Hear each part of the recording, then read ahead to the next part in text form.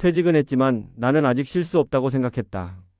가장이라는 이름을 내려놓는 순간 모든 것이 끝나버릴 것 같았기 때문이다.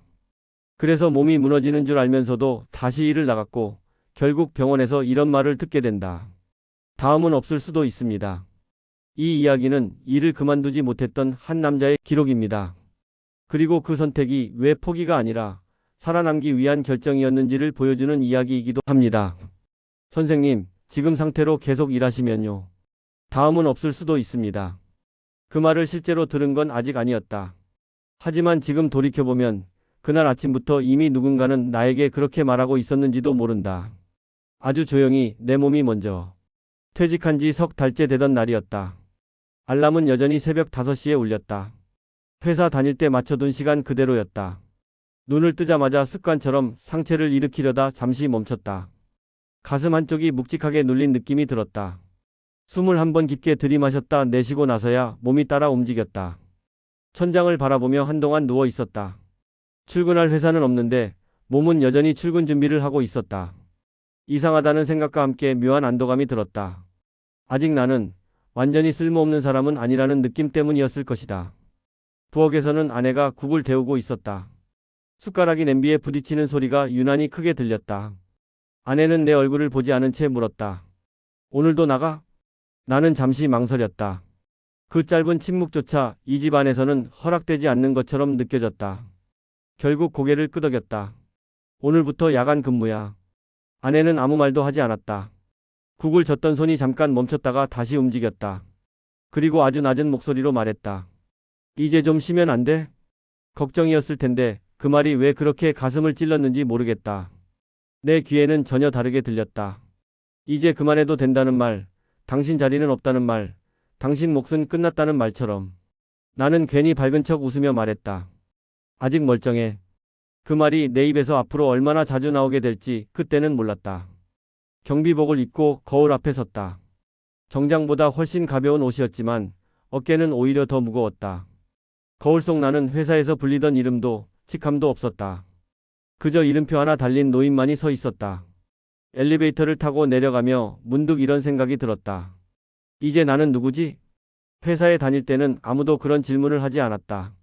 나는 그냥 부장님이었고 집에 돈을 가져오는 사람이었고 말수는 적어도 존중받는 존재였다. 하지만 퇴직하고 나니 아무도 나를 필요로 하지 않는 것 같았다. 그래서 다시 필요해지기 위해 나는 이 옷을 입었다. 첫 야간 근무날 경비실 의자는 생각보다 딱딱했다. 모니터 불빛이 눈을 찔렀고 1시간쯤 지나자 무릎이 욱신거리기 시작했다. 허리는 자연스럽게 앞으로 굽어졌다. 순찰 시간이 되어 계단을 오르는데 두 층 만에 숨이 찼다. 벽에 손을 짚고 잠시 멈추자 가슴이 쿵쾅거렸다. 예전 같았으면 아무 일도 아니었을 텐데. 이 정도쯤이야. 나는 속으로 그렇게 말했다. 아니, 그렇게 믿고 싶었다. 통증보다 더 무서운 건 집에 가만히 앉아 아무 역할도 하지 않는 나 자신이었기 때문이다. 새벽 3시 경비실로 돌아오는 복도에서 갑자기 눈앞이 흐려졌다. 바닥이 기울어지는 느낌이 들었고 나는 벽에 등을 붙이고 섰다. 식은땀이 목을 타고 흘러내렸다. 그 순간 아주 잠깐 이런 생각이 스쳤다. 여기서 쓰러지면 사람들은 뭐라고 할까? 아마 이렇게 말할 것이다. 야간 근무하다 쓰러진 노인. 이름도 내가 어떤 사람이었는지도 아무도 묻지 않을 것이다.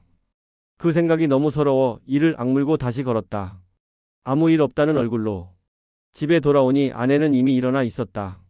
아무 말 없이 물 한 컵을 내밀었고 나는 그 물을 한 번에 마셨다. 괜찮아? 아내가 물었고 나는 또 말했다. 괜찮아. 그 말이 우리 부부 사이에서 점점 의미를 잃어가고 있다는 걸 그땐 몰랐다. 아내는 내 손을 잠깐 바라봤다. 미세하게 떨리고 있었다. 그녀는 그걸 봤을까? 아니면 못 본 척 했을까? 병원 한번 가보는 게 어때? 나는 웃으며 넘겼다. 이 나이에 안 아픈 사람이 어딨어. 아내는 더 말하지 않았다. 그 침묵이 나를 불안하게 만들었다. 며칠 뒤부터는 진통제가 없으면 잠을 잘 수 없었다. 아침이면 손가락이 굳어 컵을 떨어뜨렸고 아내는 약봉투를 하나 더 늘렸다. 가계부에 적힌 숫자도 함께 늘어났다. 어느 날 아내가 조심스럽게 말했다. 이번 달 병원비가 좀 많이 나왔어. 그 말에 내 안에서 무언가가 터졌다. 그래서 내가 놀고 먹었어? 아내는 대답하지 않았다. 그 침묵이 내 자존심을 건드렸다. 내가 안 벌면 이 집은 어떻게 되는데? 그날 이후 돈 이야기는 곧 존엄의 이야기가 되었다. 나는 아직 가장이라고 믿었다. 아니, 그렇게 믿어야만 했다. 그 생각이 무너지면 내가 먼저 무너질 것 같았기 때문이다. 하지만 내 몸은 이미 오래전부터 다른 결정을 내리고 있었다. 그리고 그 사실을 아내만 알고 있었다는 걸 나는 아직 모르고 있었다. 몸이 이상하다는 걸 처음 느낀 건 아주 사소한 순간들이었다. 양말을 신다가 허리를 제대로 굽히지 못했고 신발끈을 묶다 말고 한참을 멈춰 서야 했다. 그 잠깐의 멈춤이 하루에도 몇 번씩 반복됐다. 아침에 일어나면 몸이 침대에 붙어 있는 것 같았다. 눈은 떴는데 몸은 조금만 덜을 요구했다. 예전엔 생각도 안 하던 일이었다. 그 전에 나는 몸보다 먼저 마음이 움직였으니까. 허리는 늘 딱딱하게 굳어 있었고 무릎은 계단을 내려갈 때마다 안쪽에서부터 욱신거렸다. 관절에서 나는 소리는 마치 오래된 집의 문소리 같았다. 고쳐 쓰지 않으면 안 되는데 그냥 참고 쓰고 있는 느낌이었다. 가장 괴로운 건 손이었다. 경비실에서 일지를 쓰려고 펜을 쥐면 손가락이 말을 듣지 않았다. 힘을 주면 덜덜 떨렸고 글씨는 점점 흐트러졌다. 그 글씨를 보고 있으면 내 인생의 끝자락을 미리 보는 것 같아 괜히 종이를 구겨버리곤 했다. 그래도 나는 매일 나갔다. 아니, 나가지 않으면 안 됐다. 집에 있는 시간이 길어질수록 내 자리가 점점 줄어드는 기분이 들었기 때문이다. 아침에 집을 나설 때면 괜히 큰 소리로 말했다. 다녀온다. 아내가 부엌에 있든 방에 있든 상관없었다. 그 말이라도 해야 내가 아직 집 밖으로 나갈 수 있는 사람처럼 느껴졌다. 아내는 말수가 눈에 띄게 줄었다. 대신 내 몸을 유심히 보기 시작했다. 내가 신발을 신으며 잠깐 숨을 고르는 것, 식탁에서 젓가락을 떨어뜨리는 것, 소파에서 일어날 때 손으로 무릎을 짚는 것까지 하나도 놓치지 않았다. 당신 요즘 숨 차는 것 같아. 그 말을 들을 때마다 나는 일부러 웃었다. 그 말에 진지하게 대답하는 순간 모든 게 사실이 되어버릴 것 같았기 때문이다. 괜찮다고 말하지 않으면 당장 병원 침대에 눕혀질 것 같았고 그러면 나는 다시는 일터로 돌아가지 못할 것 같았다. 야간 근무 날이었다. 그날은 유난히 바람이 차가웠다. 새벽 2시쯤 순찰을 돌다가 갑자기 시야가 흐려졌다. 복도가 살짝 기울어지는 느낌이 들었고 나는 반사적으로 벽을 짚었다. 식은땀이 등을 타고 흘러내렸다. 그 순간 아주 짧게 이런 생각이 스쳤다. 여기서 쓰러지면 나는 그냥 경비실에서 쓰러진 노인 한 명이겠지. 이름도 내가 어떤 삶을 살아왔는지도 아무도 묻지 않을 것이다. 그 생각이 너무 서러워 이를 악물었다. 아무 일 없다는 얼굴로 천천히 아주 천천히 다시 걸었다. 집에 돌아오니 아내는 잠을 자지 않고 거실불을 켜둔 채 앉아 있었다. 내 얼굴을 보는 순간 표정이 굳었다. 오늘도 힘들었어? 나는 고개를 끄덕였고 또 말했다. 괜찮아. 아내는 그 말을 믿지 않았다. 말 대신 내 손목을 잡았다. 차가웠다. 내일은 병원 가자. 그 말에 내 안에서 무언가가 확 끌어올랐다. 왜인지 모르겠지만 그 말이 부탁이 아니라 명령처럼 들렸다. 아직 일해야 해. 일보다 몸이 먼저야. 몸 망가지면 그럼 생활비는? 약값은? 이 집은 누가 책임지는데? 그 말이 내 입에서 튀어나오는 순간 아내의 얼굴이 굳었다. 잠시 침묵이 흘렀고 그녀는 아주 낮은 목소리로 말했다. 당신 이미 망가지고 있어. 그 말이 가슴 한가운데를 눌렀다. 부정하고 싶었지만 몸이 이미 대답을 하고 있었다. 며칠 뒤 경비실 계단에서 발을 헛디뎠다. 넘어지지는 않았지만 무릎에서 뚝 하는 소리가 났다. 그 순간 식은땀이 났고 그날 이후로 나는 절뚝거리며 걸었다. 다른 경비원이 물었다. 어디 다치셨어요? 나는 웃으며 말했다. 나이 탓이죠. 그 말이 나 자신에게 하는 거짓말이라는 걸 알고 있었다. 진통제는 2알에서 3알로 늘었다. 약효가 떨어질 때면 괜히 심장이 빨리 뛰었고 밤에는 잠이 오지 않았다. 눈을 감으면 내일도 나갈 수 있을까? 다음 달까지는 버틸 수 있을까 같은 생각만 맴돌았다. 아침이 오는 건 기대가 아니라 두려움이 됐다. 아내는 내 약봉투를 세어보더니 가계부를 덮으며 조용히 말했다. 이렇게까지 해야 해? 그 말을 듣는 순간 참아왔던 걸 모두 쏟아냈다. 그럼 어쩌라고. 집에서 숨만 쉬고 살까? 내가 벌어온 돈 당신이 쓰잖아. 그럼 나도 쓸모는 있어야 할 거 아니야. 아내는 아무 말도 하지 않았다. 대신 고개를 숙였다. 그 모습이 이상하게 더 화가 났다. 그날 밤 나는 처음으로 느꼈다. 이 싸움은 이기고 지는 문제가 아니라 무너지고 버티는 문제라는 걸. 그리고 내 몸은 이미 나보다 먼저 결정을 내려놓고 있었다. 몸보다 먼저 변한 건 집 안의 공기였다. 아침에 눈을 뜨면 예전과 똑같은 집인데도 어딘가 낯설었다. 말을 조심하게 됐고 서로의 눈을 오래 보지 않게 됐다. 아내는 여전히 밥을 차렸지만 숟가락을 드는 시간은 점점 어긋났다. 나는 일부러 늦게 먹었다.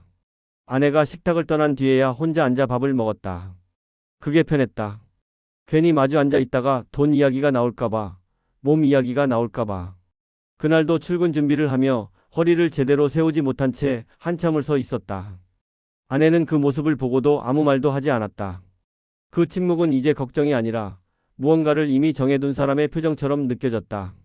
며칠 뒤 아내가 가계부를 식탁 위에 올려두었다. 일부러 펼쳐둔 건 아니었지만 안 보려고 해도 보였다. 병원비, 약값, 검사비, 교통비. 숫자들이 줄줄이 적혀 있었고 그 숫자 하나하나가 내 몸 어딘가를 찌르는 느낌이었다. 이번 달은 조금 빡빡해. 아내가 조심스럽게 말했을 때 나는 대수롭지 않은 척 고개를 끄덕였다. 그래도 내가 벌잖아. 그 말이 스스로를 안심시키기 위한 말이라는 걸 나는 알고 있었다. 아내는 잠시 망설이다가 말을 이었다. 카드는 당분간 내가 관리할게. 그 말을 듣는 순간 가슴 안에서 무언가가 철컥 내려앉았다. 왜? 혹시 모르니까. 뭘 몰라? 아내는 대답하지 않았다. 그 침묵이 나를 더 불안하게 만들었다. 내가 돈을 못 쓰게 하겠다는 거야? 그런 뜻이 아니야. 그럼 무슨 뜻이야? 내가 번 돈인데. 말이 입 밖으로 나오자마자 후회가 밀려왔지만 이미 늦었다. 아내는 고개를 들지 않은 채 말했다. 이제는 당신 몸값보다 병원비가 더 나와. 그 말은 내 자존심을 정확히 겨냥했다. 마치 나는 이미 적자인 사람이라는 선언 같았다. 그날 처음으로 나는 내가 이 집에서 짐이 되어가고 있다는 느낌을 받았다. 그날 이후 돈 이야기는 더 잦아졌다.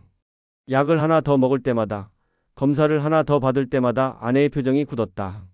나는 점점 지갑을 꺼내는 게 두려워졌다. 무언가를 사기 전에 괜히 눈치를 보게 됐다. 어느 날 편의점에서 캔커피 하나를 집었다가 다시 내려놓았다. 그게 내 인생에서 처음 느껴보는 부끄러움이었다. 집에 돌아오니 아내가 말했다. 오늘 병원에서 전화 왔어. 나는 괜히 짜증을 냈다. 또 무슨 검사래? 추가 검사 필요하대. 돈은? 아내는 잠시 말을 멈췄다. 생각 좀 해봐야지. 그 말에 내 안에서 무언가가 터졌다. 생각? 무슨 생각을 해? 아프면 치료받는 거지. 아내가 처음으로 목소리를 높였다. 당신 치료받을 몸이 아니라 쉬어야 할 몸이야. 그 말은 내가 듣고 싶지 않았던 정답이었다. 그날 밤 나는 혼자 거실에 앉아 있었다. 아내는 방으로 들어가 문을 닫았다. 문 닫히는 소리가 이상하게 크게 들렸다. TV를 켰지만 아무것도 보이지 않았다. 눈은 화면을 보고 있었지만 머릿속에는 한 문장만 맴돌았다. 나는 아직 가장인가? 회사에 다닐 때 돈은 나의 증명이었다. 말수가 적어도 월급날이면 모든 게 설명됐다. 하지만 지금은 돈이 나를 설명하지 못했다. 오히려 나를 공격하고 있었다. 그날 이후 아내는 생활비를 관리하기 시작했다. 카드는 서랍에 들어갔고 현금은 정해진 만큼만 나왔다. 그때마다 나는 이상하게 작아지는 기분이 들었다. 보호받는 사람이 아니라 통제받는 사람이 된 느낌이었다. 이 정도면 충분해. 아내가 그렇게 말할 때마다 나는 충분한 사람이 아니라 제한된 사람이 된 것 같았다. 어느 날 아내가 말했다. 당신 이제 그만 나가면 안 될까? 그 말에 나는 자리에서 벌떡 일어났다. 그럼 내가 뭐가 되는데? 살아있는 사람이 되면 되잖아. 그 말이 왜 그렇게 멀게 느껴졌는지 모르겠다. 나는 일 안 하면 아무것도 아니야. 그 말을 내뱉는 순간 깨달았다. 이 싸움은 돈 때문이 아니라 존재 이유 때문이라는 걸. 아내는 한참을 말없이 나를 보다가 조용히 말했다. 당신은 돈이 아니어도 이미 사람이야. 하지만 그 말은 그때의 나에게 아무 힘도 되지 못했다. 그날 밤 나는 다시 진통제를 삼켰다. 약이 목으로 넘어가며 쓴맛이 남았다. 그리고 생각했다. 이렇게까지 하면서 내가 지키고 싶은 게 과연 뭘까? 몸은 이미 한계를 넘고 있었고 돈은 나를 가장의 자리에서 조금씩 밀어내고 있었다. 그런데도 나는 아직 그 사실을 인정하지 않기 위해 다음 날 출근할 준비를 하고 있었다. 그날은 유난히 아무 일도 없는 날처럼 시작됐다. 그래서 더 위험했다. 몸이 괜찮은 날은 없었지만 그날은 유독 통증이 덜했다. 그럴 때마다 나는 착각했다. 아직 할 수 있다. 아직 버틸 수 있다고. 아침에 신발을 신으며 허리를 펴는데 성공했을 때 나는 괜히 혼자 안도했다. 아내는 그 모습을 보고도 아무 말 하지 않았다. 그 침묵이 이제는 익숙해졌다. 오늘은 좀 일찍 들어올게. 나는 그렇게 말했지만 아내는 대답하지 않았다. 그저 고개만 끄덕였다. 마치 이미 다른 생각을 하고 있는 사람처럼. 그날 근무지는 사람이 적은 건물이었다. 경비실도 조용했고 야간 순찰도 단조로웠다. 이런 날이 오히려 더 힘들었다. 몸이 보내는 신호를 피할 수 없기 때문이다. 계단을 오르는데 다리가 순간 풀렸다. 아주 짧은 순간이었지만 난간을 잡지 않았더라면 그대로 주저앉았을 것이다. 가슴이 답답해졌고 숨을 깊게 들이마셨는데 공기가 들어오지 않는 느낌이 들었다. 가슴 안쪽이 서서히 조여왔다. 조금만 쉬자. 경비실 의자에 앉았다. 모니터를 보려 했지만 글자가 겹쳐 보였다. 눈을 비비자 손에 식은땀이 묻어났다. 그때 휴대전화가 울렸다. 아내였다. 지금 어디야? 근무 중이지. 몸은 어때? 괜찮아. 또 그 말이었다. 그 말을 하는 순간 나 스스로도 그 말을 믿지 않는다는 걸 느꼈다. 아내는 잠시 말을 멈췄다가 평소보다 조금 단단한 목소리로 말했다. 오늘은 꼭 일찍 들어와. 그 말은 부탁처럼 들리지 않았다. 이미 결정을 내려놓은 사람의 말 같았다. 순찰을 마치고 경비실로 돌아오는 길에 갑자기 시야가 확 좁아졌다. 복도가 터널처럼 느껴졌고 발밑이 흔들렸다. 나는 벽에 등을 기댔다. 심장이 이상할 정도로 빠르게 뛰었고 숨을 쉬는데 폐가 따라오지 못했다. 그 순간 이상하게도 아내의 얼굴이 떠올랐다. 걱정하는 얼굴이 아니라 무언가를 이미 알고 있는 얼굴이었다. 혹시 나는 이미 늦은 건가? 그 생각이 들자 무릎에 힘이 풀렸다. 그대로 바닥에 주저앉았다. 차가운 바닥의 감촉이 이상하게 또렷했다. 경비실 문을 열고 들어온 동료가 놀란 목소리로 말했다. 괜찮으세요? 나는 고개를 끄덕이려 했지만 목이 말을 듣지 않았다. 대신 손을 흔들었다. 괜찮다는 뜻으로. 하지만 괜찮지 않았다. 집에 돌아왔을 때 아내는 거실에 앉아 있었다. 불은 켜져 있었고 테이블 위에는 내가 본 적 없는 서류 봉투가 하나 놓여 있었다. 어디 다쳤어? 아내의 목소리는 이상할 정도로 차분했다. 좀 어지러웠어. 앉아. 나는 그 말에 순순히 따랐다. 그게 처음이었다. 아내는 봉투를 내 쪽으로 밀었다. 봉투 겉면에는 내 이름이 적혀 있었다. 이게 뭐야? 당신 몰래 한 거야. 그 말에 가슴이 철렁 내려앉았다. 봉투 안에는 병원 예약 확인서, 검사 일정, 그리고 보험 관련 서류가 들어 있었다. 이걸 왜? 아내는 내 눈을 보지 않고 말했다. 당신이 병원 안 간다고 할 거니까. 그 말은 비난이 아니라 체념처럼 들렸다. 당신 쓰러질까봐 매일 밤 잠을 못 자. 그제야 나는 깨달았다. 아내는 이미 나보다 한 발 앞서 이 싸움을 시작하고 있었다는 걸. 그날 밤 나는 처음으로 아내가 준비해둔 약을 아내가 내민 물과 함께 아무 말 없이 삼켰다. 약이 목을 넘어가며 이상하게 눈물이 났다. 아파서가 아니라 혼자가 아니라는 사실이 이제야 실감이 났기 때문이다. 아내는 조용히 말했다. 당신 일 그만두라는 말 아니야. 잠시 숨을 고르고 이어서 말했다. 살자는 말이야. 그 말 앞에서 나는 아무 대답도 할 수 없었다. 나는 그날 밤 처음으로 내가 버텨온 이유가 돈이 아니라 두려움이었다는 걸 인정했다. 그리고 이 싸움은 더 이상 나 혼자 할 수 없다는 것도. 병원 복도는 늘 그렇듯 차가웠다. 사람이 많은데도 이상하게 고요했다. 신발 소리, 카트를 끄는 소리, 간호사의 짧은 호출음만이 간간히 공기를 갈랐다. 나는 의자에 앉아 있었지만 앉아 있다는 느낌이 들지 않았다. 몸은 여기 있는데 마음은 이미 다른 곳에 가 있었다. 아내는 내 옆에 앉아 아무 말 없이 서류를 정리하고 있었다. 그 손놀림이 너무 익숙해서 마치 이 상황을 이미 여러 번 겪어본 사람처럼 보였다. 이상하면 바로 말해요. 그 말은 위로처럼 들리지 않았다. 지시처럼 들렸다. 나는 고개를 끄덕였다. 진료실 문이 열리고 의사가 내 이름을 불렀다. 아내가 먼저 일어섰고 나는 그 뒤를 따라갔다. 그 순간 이상하게 아내의 등이 유난히 단단해 보였다. 의사는 모니터를 보며 말했다. 최근에 어지럼증, 호흡 곤란, 가슴 통증 있었죠? 나는 대답 대신 고개를 끄덕였다. 검사 결과가 좋지 않습니다. 그 말은 너무 담담하게 나왔다. 마치 날씨 이야기라도 하듯이. 의사는 화면을 돌려 내 쪽으로 보여줬다. 그래프와 수치가 복잡하게 얽혀 있었지만 나는 하나도 이해하지 못했다. 심장 기능이 이미 많이 떨어졌습니다. 그 순간 귀에서 웅 하는 소리가 났다.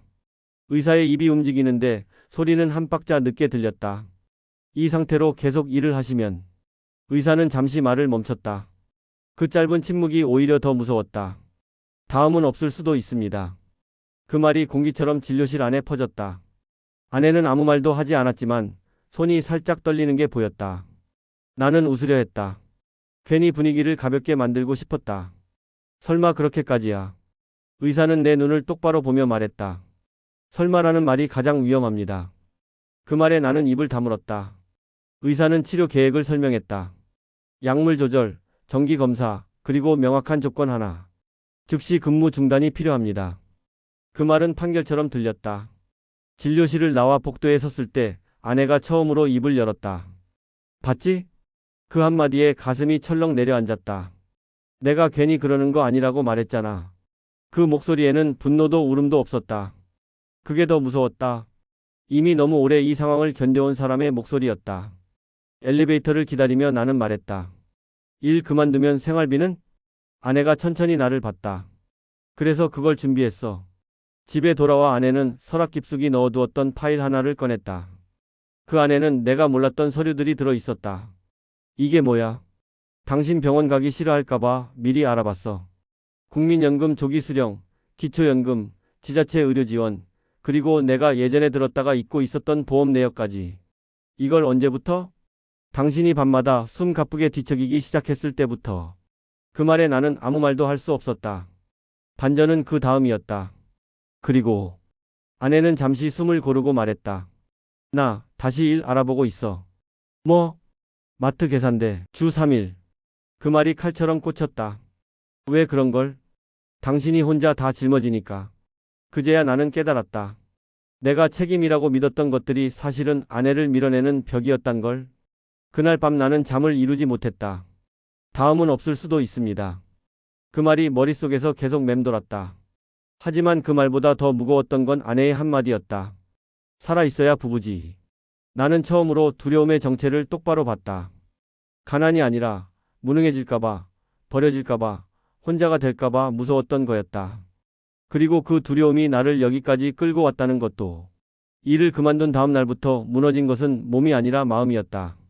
일을 그만둔 다음 날 아침 나는 평소처럼 눈을 떴다. 알람이 울리지 않았는데도 같은 시간에 눈이 떠졌다. 몸이 기억하고 있는 시간이 아직 나를 놓아주지 않은 것 같았다.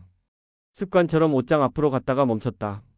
더 이상 입을 이유가 없는 작업복이 그대로 걸려 있었다. 그 앞에 서서 한참을 아무 생각 없이 서 있었다. 아내는 이미 일어나 있었다. 부엌에서 조용히 움직이는 소리가 들렸다. 예전 같았으면 그 소리가 당연했을 텐데 그날은 이상하게 남의 집 소리처럼 느껴졌다. 내가 있어도 없어도 돌아가는 공간 같았다. 식탁에 마주 앉았지만 대화는 없었다. 아내는 평소처럼 반찬을 놓았고 나는 평소보다 더 천천히 밥을 먹었다. 씹는 동안에도 계속 생각이 났다. 오늘 나는 어디로 가야 하지? 갈 곳이 없다는 사실이 이렇게 빨리 실감날 줄 몰랐다. 밥을 다 먹고도 자리를 뜨지 못했다. 아내가 먼저 말을 꺼냈다. 오늘은 집에 있어. 병원에서 쉬라고 했잖아. 나는 고개를 끄덕였지만 마음은 이미 불편해지기 시작했다. 집에 있으라는 말이 휴식이 아니라 대기 명령처럼 들렸다. 아무 쓸모도 없이 시간을 보내라는 의미처럼 느껴졌다. 아내가 외출하고 집에 혼자 남았을 때 집은 생각보다 너무 조용했다. TV를 켜도 소리가 귀에 들어오지 않았다. 리모컨을 손에 쥐고 채널만 계속 바꿨다. 뉴스에서는 퇴직 후 재취업 이야기가 나왔고 화면 속 남자들은 나보다 훨씬 건강해 보였다. 그 모습을 보자 괜히 화가 났다. 리모컨을 내려놓고 TV를 껐다. 그날 처음으로 이런 생각이 들었다. 나는 이제 가족에게 어떤 존재일까? 돈을 벌지 못하는 가장이라는 이름이 머릿속에서 계속 맴돌았다. 몸이 아픈 것보다 그 생각이 더 숨을 막히게 했다. 아내가 저녁에 돌아왔을 때 나는 하루 종일 같은 자리에 앉아 있었다. 아내는 아무 말 없이 나를 보더니 잠시 멈췄다가 말했다. 당신 오늘 뭐 했어? 그 질문에 나는 대답하지 못했다. 아무것도 하지 않았기 때문이다. 아무것도 하지 않았다는 말을 입 밖으로 내는 순간 내가 정말 아무것도 아닌 사람이 되는 것 같았다. 몸이 안 좋아서 쉬었어. 그 말은 거짓은 아니었지만 진실도 아니었다. 아내는 더 묻지 않았다. 대신 가방을 내려놓고 조용히 말했다. 당신 너무 스스로를 밀어붙이지 마. 그 말에 순간 욱했다. 내가 밀어붙이고 싶어서 이러는 줄 알아. 목소리가 나도 모르게 높아졌다. 아내는 놀라지 않았다. 오히려 그 반응이 더 나를 자극했다.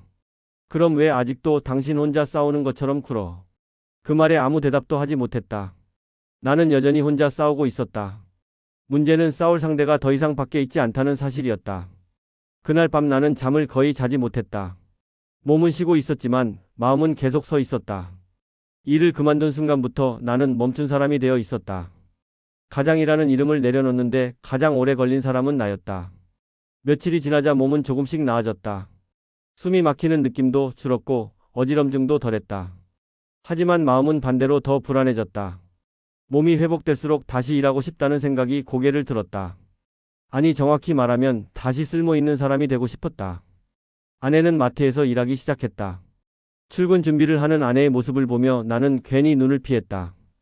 예전에는 내가 먼저 집을 나섰고 아내는 배웅하는 사람이었다. 지금은 그 순서가 바뀌어 있었다. 그 변화가 생각보다 훨씬 아팠다. 다녀올게. 아내의 그 말에 나는 아무 말도 하지 못했다. 대신 고개만 끄덕였다. 문이 닫히고 혼자 남았을 때 묘한 감정이 밀려왔다. 고마움과 미안함, 그리고 설명할 수 없는 열등감이 한꺼번에 올라왔다. 그날 오후 아내가 예상보다 일찍 들어왔다. 얼굴이 많이 지쳐 보였다. 나는 무심코 말했다. 괜찮아 보여? 그 질문에 아내는 잠시 나를 보더니 웃었다. 당신도 예전엔 이렇게 물어본 적 없었어. 그 말에 가슴이 찔렸다. 나는 가족을 위해 일한다고 믿었지만 정작 가족의 상태를 묻는 데는 서툴렀다. 저녁을 먹고 나서 아내가 조용히 말했다. 당신 나 일하는 거 불편하지? 나는 부정하려다 멈췄다. 솔직해지고 싶었다. 불편해. 솔직히 말하면 자존심 상해. 아내는 고개를 끄덕였다. 그럴 줄 알았어. 근데 알아줬으면 해. 이건 당신 자리 뺏는 거 아니야. 아내는 잠시 숨을 고르고 말을 이었다. 당신이 무너질까봐 옆에서 받쳐주는 거야. 그 말에 나는 처음으로 울었다. 소리도 없이 눈물만 흘렀다. 가장이라는 이름을 붙잡고 있던 손에서 힘이 빠지는 느낌이 들었다. 그 이름이 나를 지켜준 줄 알았는데 사실은 나를 가장 세게 조이고 있었다는 걸 그제야 알았다. 그날 이후 나는 조금씩 역할을 바꾸기 시작했다. 아침에 밥을 차리고 병원에 갈 날짜를 스스로 체크했다. 집안일이 익숙해질수록 마음은 이상하게 덜 초라해졌다. 쓸모의 기준이 돈이 아니라 살아있는 것이라는 사실을 조금씩 받아들이기 시작했다. 아내는 어느 날 이렇게 말했다. 당신 요즘 얼굴이 좀 편해졌어. 그 말이 이상하게 자랑처럼 들렸다. 나는 처음으로 나 자신에게도 쓸모가 있다는 생각을 했다. 일을 하지 않아도 살아있고 함께 버티고 있다는 사실만으로도 충분하다는 생각이 아주 느리게 스며들고 있었다. 일하지 않는 용기, 그리고 우리가 다시 부부가 된 날. 어느 날 아침 나는 예전처럼 일찍 눈을 떴다. 알람은 여전히 울리지 않았지만 몸은 이미 깨어 있었다. 다른 점이 있다면 이제는 서두르지 않는다는 것이었다. 급히 씻지 않았고 급히 옷을 고르지도 않았다. 대신 창가에 서서 잠시 밖을 바라봤다. 출근길로 바쁘게 움직이는 사람들 사이에서 나는 더 이상 그 흐름에 끼어 있지 않았다. 예전 같았으면 그 사실이 나를 괴롭혔을 것이다. 하지만 그날은 달랐다. 아내는 여전히 출근 준비를 하고 있었다. 하지만 표정이 예전보다 훨씬 가벼워 보였다. 내가 말을 꺼냈다. 오늘 병원 다녀올게. 아내는 놀라지 않았다. 대신 고개를 끄덕이며 말했다. 혼자 괜찮겠어? 응. 이제는. 그 말은 허세가 아니었다. 처음으로 스스로를 믿고 하는 말이었다. 병원에서 돌아오는 길 나는 오래 걸었다. 일부러 천천히 걸었다. 숨이 차오르면 잠시 멈췄다가 다시 걸었다. 예전에 나는 몸이 보내는 신호를 무시했다. 버텨야 한다는 생각 하나로 밀어붙였다. 이제는 다르게 하기로 했다. 살아있다는 감각을 확인하면서 걷는 법을 배우고 있었다. 집에 돌아와 점심을 차려 먹고 나서 서류 하나를 꺼냈다. 예전에 일자리 공고를 스크랩해 두었던 노트였다. 한 장 한 장 넘기다가 조용히 덮었다. 다시 일할 수 없는 현실이 아니라 다시 예전 방식으로 살 수 없다는 사실을 받아들이는 순간이었다. 그날 저녁 아내와 마주 앉았다. 특별한 반찬도 없었고 특별한 대화도 없었다. 그런데 이상하게 마음이 편했다. 내가 먼저 말했다. 나 당분간 일 안 할게. 아내는 숟가락을 내려놓고 나를 봤다. 걱정도 놀람도 아닌 표정이었다. 알아. 불안하지 않아? 아내는 잠시 생각하더니 말했다. 불안하지. 근데 예전이 더 불안했어. 그 말에 나는 고개를 끄덕였다. 그동안 우리가 버텨온 시간은 안정이 아니라 긴장 위에 쌓여 있었던 것이다. 그날 이후 나는 아무것도 하지 않는 사람이 아니라 회복 중인 사람이 되었다. 집안일을 하고 병원에 다니고 아내의 하루를 묻는 사람이 되었다. 아내 역시 나에게 다시 의지하기 시작했다. 돈이 아니라 말과 시간으로. 어느 날 아내가 이렇게 말했다. 당신 요즘 나한테 많이 물어봐. 그 말이 좋았다. 부부라는 게 결국 함께 살아있는 상태를 확인하는 관계라는 생각이 들었다. 나는 이제 안다.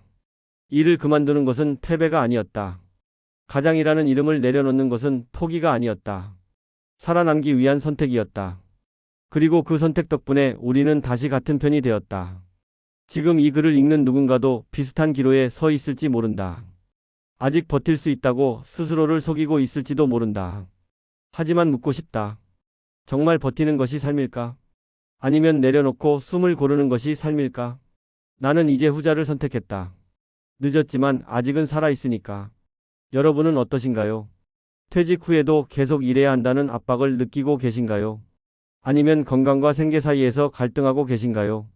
여러분의 이야기나 생각을 댓글로 남겨주세요. 비슷한 시간을 지나온 누군가에게 큰 위로가 될 수 있습니다. 구독과 좋아요도 부탁드립니다. 감사합니다.